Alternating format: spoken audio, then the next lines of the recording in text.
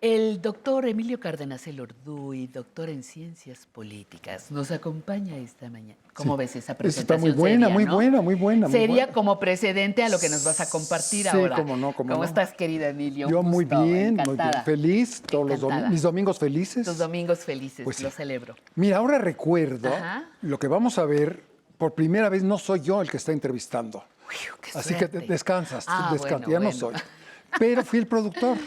Muy Dos bien. amigos míos muy queridos, y además uno, bueno, muy importante los dos, pero uno extraordinario, que es Fernando del Paso, Claro, el claro. gran novelista. Aquí se trata que lo que escuchen hay que ir a ver qué escribió. Y Eso. escribió 3 novelas extraordinarias. Una fantástica se llama Noticias del Imperio, sobre todo a la invasión de Maximiliano, Carlota y Juárez. Una cosa fantástica que ganó el premio como el mejor libro que se había publicado en Francia en el año que se publicó, traducido, ¿no? Entonces, este es un personaje extraordinario. Ojalá puedan leerlo. Es una gran novela, la tercera novela que hizo. Y tuve el gusto de conocerlo pues, en París y en Londres, porque él trabajaba para la BBC de Londres. Y luego se fue a París para trabajar en la radio francesa y luego Radio fue Francia. cónsul. Y luego me recibía cuando yo viajaba por razones del Cervantino, iba por mí, bueno, nos hicimos muy amigos. Y resulta que venía una feria del libro en Guadalajara y él no podía ir. Y entonces la Academia de la Lengua, porque los dos que van a hablar aquí son académicos de la lengua y del Colegio Nacional, como no podía ir, pues que le hicieran la presentación de un libro sobre historia de religiones, sobre el judaísmo, ¿no?, y el islamismo. Entonces este hombre, ya viviendo en Guadalajara, se dedica a escribir en 3 tomos la historia del cristianismo, del judaísmo y del islamismo. Este gran novelista dice que era historiador, pero también la otra mano era de novelista y la otra era de historiador. Ajá, Y entonces vamos a escucharlo con un agente del Colegio Nacional, ¿Quién es el que lo es conversa con él? Castañón. Castañón, ok. Adolfo Castañón, los dos miembros de la Academia de la Lengua y miembros del Colegio Nacional. Muy bien, pues vamos a Es ver. la presentación de su libro. Muy bien. Adelante.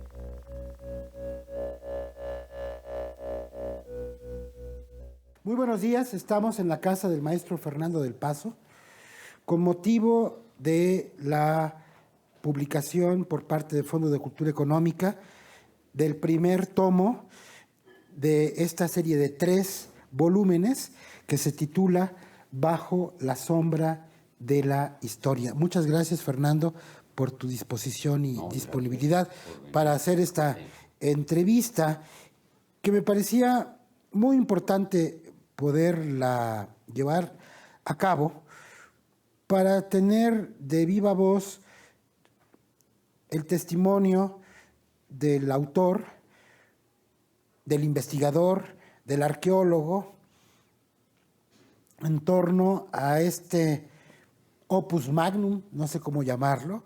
Y mi primera pregunta es, ¿cómo lo dices en la primera parte, por supuesto, pero brevemente, cómo nació este libro? ¿Cuál fue la comezón que desencadenó esta expresión de millares de páginas y de millares de referencias? Bueno, yo primero agregaría que el subtítulo del libro es Ensayos sobre el Islam y el judaísmo, ¿no? Claro. Y sí, efectivamente, la primera parte cuento pues, lo que podría ser la génesis pues, del libro, el origen, y el origen se remonta a mi infancia y a mi adolescencia. Yo nunca creí que iba a escribir un libro así, pero tuve amigos judíos y yo me volví agnóstico, o sea, no creyente, a los 11 o 12 años de edad, muy jovencito, y de manera fulminante, así dije, yo no creo en nada de esto. Yo te preguntaría, ¿cuáles son las tentaciones negativas, las tentaciones que tuvo que vencer el autor de este libro para seguir adelante tras la imagen de Bajo la sombra de la historia? Bueno, tú me preguntas, ¿tuviste momentos? No, todavía los tengo, porque todavía no he acabado el tercer volumen, ¿no? Y sí, un poco de inseguridad porque Bueno, este primer volumen tiene más de 7.000 referencias bibliográficas. ¿Por qué? Porque yo no he sido un orientalista, así con vocación, esos que a los 25 años ya publican artículos en revistas especializadas, y luego 2 o 3 libros, y luego ya al final de su vida, pues su obra máxima, ¿no? Yo empecé con eso a los 68 años de edad, entonces yo me he visto obligado, para decirlo en mexicano, a no fusilarme nada. Yo no me fusilo nada. Yo doy la referencia de todas las fuentes de donde lo tomé, y por eso está lleno de citas.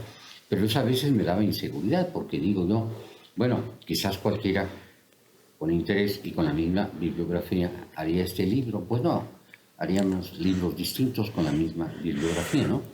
Pero entra un momento también en que inevitablemente yo juzgo, sé que no se debe juzgar, pero a veces es inevitable, o sea, no juzga desde su punto de vista, desde su siglo, desde su continente, desde su lengua, y lo he hecho. Yo digo, la imparcialidad es una virtud, la imparcialidad total es una imposibilidad.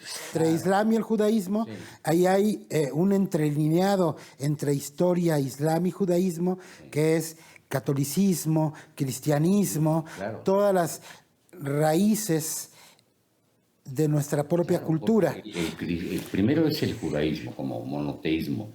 Luego de ahí surge una secta judía, que es la de Jesús. Era una secta judía, otra forma de pensar el judaísmo. No existía el cristianismo. Y luego Pablo de Tarso, o sea, San Pablo, Saulo de Tarso, la convierte en una religión independiente, porque él sí predica a los gentiles, o sea, a los no judíos, y ahí se desprende del judaísmo y se convierte en una religión importantísima y con un peso político también enorme, ¿no? Este libro no hubiera sido posible sin una red, sin un conjunto, sin una, llamémosla familia, de amigos, santos patrones, instituciones, casas, que yo creo que sería injusto no mencionarlos, Fernando. ¿Quiénes fueron las presencias que están atrás en bambalinas de este escenario titulado Bajo la sombra de la historia en sus 3 volúmenes?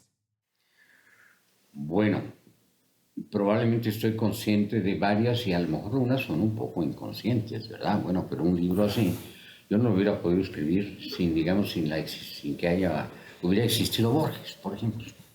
Bueno, de hecho, otra de las formas de leer tu libro es una manera de entrar a la literatura, de Borges, porque hay varios momentos en que ves el revés de la trama de los cuentos de Borges, ya no desde la literatura, sino desde el Islam, por ejemplo, en el Aleph. Claro, en el Aleph, sí. Claro. Y todo este juego con los profetas apócrifos y los profetas falsos. Porque un gran tomador de pelo, excelente tomador de pelo, Borges. Y uno duda, uno es suspicaz, ¿y este personaje habrá existido o no lo inventó? Pero es parte de su encanto también, ¿no?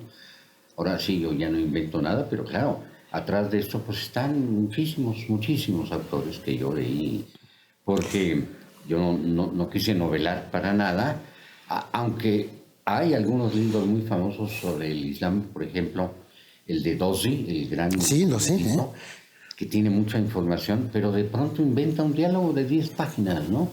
Es muy curioso ese libro. Bueno, yo no quise hacer eso, inventar diálogos, ¿no? Hay que eludir mucho las fechas, todo lo posible, ¿verdad? Y entonces, pues es una labor de un escritor latinoamericano. Muy comprometido con la historia, con el momento actual. Pero entre los agradecimientos yo estaba pensando más bien en las instituciones como la Universidad de Guadalajara, el Colegio Nacional, ellas. Sí, bueno, este libro, los 3 volúmenes, están dedicados a la Universidad de Guadalajara, y ahí lo digo, ¿por qué? Porque naturalmente por toda la fe que tuvo en mí, el respaldo moral y el apoyo, el tiempo que me dio para escribirlo, y el apoyo económico también. Y también en ese mismo plano está el Colegio Nacional.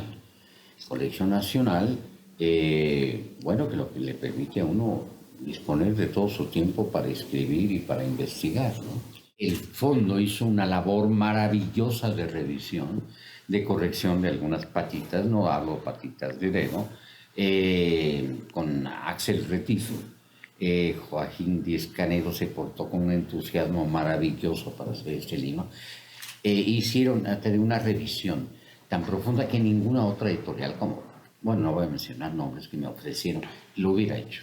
Es una labor fantástica. Entonces, el segundo tomo ya está en una computadora del Fondo de Cultura Económica. Fernando, para terminar con esta entrevista, que es difícil terminar unas 1001 noches en unos 1001 segundos, yo te preguntaría o te invitaría a que nos señalaras un capítulo que es ineludible en este primer tomo. Bueno, primero les di el nombre de capítulos y luego de partes, porque eran capítulos muy largos, ¿no? Entonces, ¿qué partes? Bueno, indispensable, ¿no? Porque el primero hay una presentación de cómo llegué a todo esto, pero si no le sigue lo demás, pues entonces... Yo diría que el primero, entonces. Sí, pero si no, pero seguido de lo que le sigue. Claro. Porque si no, pues no tendría sentido. Hablar de cómo llega esto, pero luego no se ve lo que es esto. Claro, que es de alguna manera como la uña del león, ese primer capítulo. Muchas gracias. Fernando, muchísimas gracias por tu Pedro. disposición, por tu hospitalidad. Gracias. Pues ahí está. Ahí está. Ahí está don Fernando del Paso. don Fernando de Paso, y nos dijiste que tenía 3 grandes novelas Tres y nada grandes. más hablaste de una, Noticias del Imperio. Las otras 2. La primera se llama José Trigo. José Trigo. La otra es Palinuro de México. Y ahí una es sobre el mundo de los ferrocarriles y Palinuro de México es sobre 68, sobre la hecatombe de la muerte de los estudiantes, ¿no? Y la otra es sobre Maximiliano, Carlota y sobre todo Juárez, ¿no? Son 3 novelas, bueno, se tardaba 10 años en hacer cada novela, ¿no? Bueno, pero es que eran rigurosas. ¿No?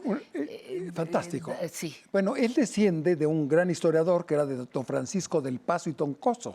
Entonces él trae una tradición una de vena. ser un historiador, pero un novelista extraordinario. Sobre todo las Noticias del Imperio es algo que todo mexicano debe leer, porque ahí sale un Juárez sensacional, una Carlota loquita y y Maximiliano.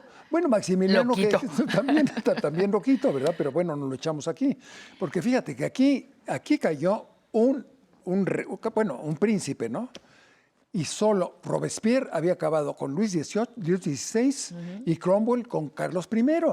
Entonces, en México es donde la República, en contra de esta cosa que está ahorita de moda con la reina Isabel, ¿no? En la parte republicana, México se echó a un aristócrata. Pero fíjate una cosa, afortunadamente la historia se puede revisar, Claro. se pueden encontrar nuevos documentos y se pueden hacer nuevos enfoques. Y ahora yo creo que en algún momento se va a cambiar la idea de Carlota que había enloquecido. Hay Sí. que ver qué pasó allí en realidad y si fuimos o no justos. Si fuimos o no justos fusilando a Maximiliano. ¿Y qué fue lo que hizo? Porque lo borras a veces así es la historia. Lo borra de un plumazo y resulta que a lo mejor hizo algo, no lo sé. Te cuento algo, Yo una cosa no soy muy interesante. historiadora, Mira, en Viena, bueno, se llevaron el cadáver a Viena y está con todos los Habsburgo, ¿no? 1000 años de aristócratas gobernando el imperio. Y había, en donde están todas las tumbas, decía Maximiliano de Habsburgo, cruelmente asesinado en México. Así decía el letrero. Cruelmente, ajá. Pero cuando el general Cárdenas protesta porque Hitler invade a Austria, Austria quita ese letrero. Y nada más pone murió en Querétaro, ¿no? Pero aquella cosa agresiva hacia México fue eliminada porque el general Cárdenas protestó por la invasión de Hitler a Austria. Muy pronto nos vamos a volver a ver, mi querido. En Pues una sí, semana 7 estaremos días, aquí. En sí, 7 días, no sufras, volveremos. Bueno, nos veremos. Gracias. Gracias, Emilio.